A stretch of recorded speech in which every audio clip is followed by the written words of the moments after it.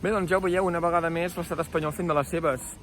El Tribunal Suprem, el mateix que els observadors internacionals van dir que havia fet coses poc clares, per dir-ho de manera amable, amb el judici als presos polítics, va resoldre fa 2 dies que entre Catalunya, el País Valencià i les Illes Balears no ens podíem comunicar en català.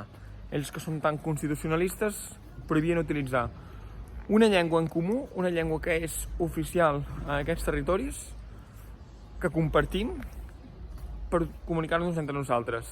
Perquè clar, tot ha de ser en castellà, però després diran que n'hi ha de cap a Catalunya, que no es mouen motivacions polítiques, etc. Després surt tota la informació de la CIA amb els GAL. Quina sorpresa. Els GAL del senyor Felipe González. I Espanya i el PSOE diuen que no faran res, que no investigaran res. Perquè clar, el PSC se sent molt còmode amb aquestes paraules. És la vergonya d'aquest país, que tenen relacions i creen grups terroristes i no volen ni investigar ni assumir cap responsabilitat. D'aquí uns anys sortirà potser alguna notícia sobre l'imam de Ripoll i les seves relacions amb el CNI i la policia, o ens haurem d'esperar una gran?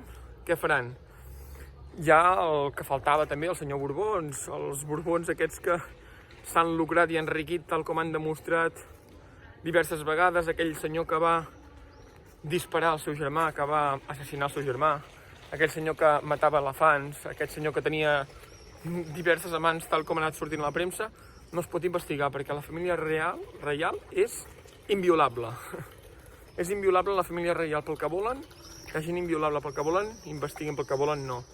És l'estat espanyol i encara volem parlar de democràcia i encara volem parlar d'un estat imparcial, encara volem parlar d'un estat que respecta i tolera els drets, un estat que és transparent i és legal amb els seus ciutadans. Ho dubto moltíssim.